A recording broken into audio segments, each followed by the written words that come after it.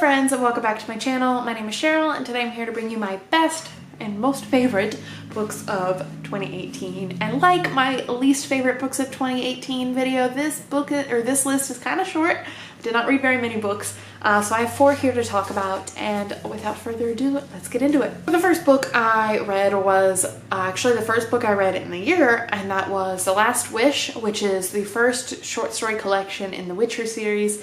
It is the book that introduces you to Geralt of Rivia and his whole story and kind of the world.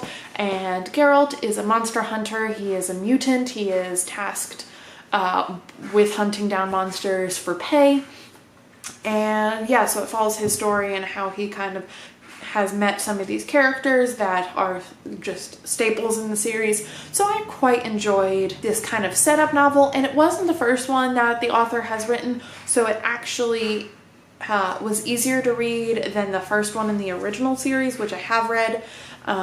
And I think that was his first novel, so it was a little awkward. But there is a readathon happening in 2019 that I will be probably participating in that intends to read all of the books in the Witcher series, starting with The Last Wish. I won't reread that one just because I just read it, but I will continue on with the readathon through the other books, which I think the next one starts with Blood of Elves, which is the first book in the original series. So that should be fun. And the next book I'm going to talk about is one that I actually recognize that it is fairly problematic now, and that is Red Rising. And so the problem is, when I first read this book, it gripped me. It was fast-paced, it was energetic, it was interesting. It took me a few chapters to actually get into it and get into the swing of the plot and the characters, but once it took off, it just whoosh. I enjoyed the entire ride, and it was the first book in a while that has made me cry. So for that reason it's on this list, but like I said, I do recognize the fact that, you know, the author uses female characters as trauma for the male characters and progress their stories, which is not okay. But I do intend to continue the series with the next one, which I have over here somewhere, Golden Sun. I do hope to read that this year and see if maybe those prompts continue. I hope they don't, because I've heard good things about the rest of the series, so we shall see. The next book is one that it is just, once again, it was pure entertainment is the reason I rated this book 5 stars. It is not the best thing written. The characters aren't the most original, but I loved it. Oh, I loved it so much. And that book is Magic Bites by Ilona Andrews. This is like a paranormal world in which magic used to exist, and then it was kind of overtaken and overshadowed by technology, but now magic has like bounced back, and now there's magic and tech are in a constant fluctuation. When magic is high, tech doesn't work. When tech is high, magic doesn't work as well. And so it's an interesting world. There are a lot of paranormal creatures like shapeshifters. There's vampires, and the vampires in this series, the descriptions of them remind me so much of the Wendigos from Until Dawn, which I will insert a photo of here so you can kind of see what I'm talking about. So they're really creepy, and I enjoy that. These characters, I've fallen in love with the Beast Lord, and I know he's not like the ideal man because he's kind of overprotective and kind of an asshole, but that's okay. I really like these characters. I read this book so quickly, and in fact, I made myself read 2 other books on my TBR before I would buy the next one, and that's kind of how I'm going to pace the series out, because I think there's 10 books total, and I don't want to fly through them, and also I don't want to buy a bunch of books when I have a shit ton to read already, so I'm trying to read at least 2 books in between each one. But this first one was so much fun. I definitely am glad I picked it up. And the final book I'm going to talk about today is actually the only one I own in person, and that is What the Hell Did I Just Read by David Wong. This is a continuation of his John Dies in the End series. And this book, this whole series is kind of a shitstorm in the best way possible.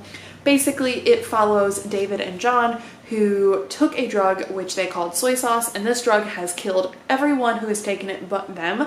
And as a result, they are now able to kind of see past the veil and see all these weird cosmic horrors, the things that make the universe go, the fact that there are creatures that can, you know, just blink and destroy a universe, but also they see the just minute small monsters that attack and are kind of have taken it upon themselves to kind of solve these supernatural problems, not willingly, but just because they're really the only ones who can. So in this book, children start disappearing and the cops very quickly realize that it is not a normal case, because this town, which is undisclosed, as all of these books are written as if Dave was telling the entire story in like a journal format almost.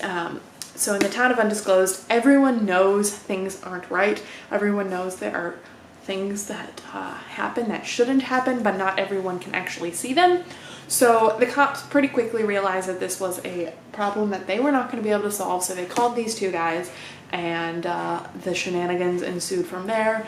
And shenanigans is a good word just because a lot of weird shit happens, and it always does in this series, and you don't know if what our narrators are saying is true just because they are unreliable. And I really appreciated the fact that, Marla, do you really have to groom yourself right now? I really appreciate the fact that this book talks about mental health, it talks about depression, it talks about substance abuse, it talks about how to live with someone who is, you know, chronically depressed, who doesn't want to do anything about it. And so this book deals with some heavy topics while also being insanely funny. I do feel like the first one, the namesake of the series, John Dies at the End, was funnier because as the series progressed, it got darker and darker and darker. So there's a little more, like, the humor always was dark, but it takes an especially dark turn in this book.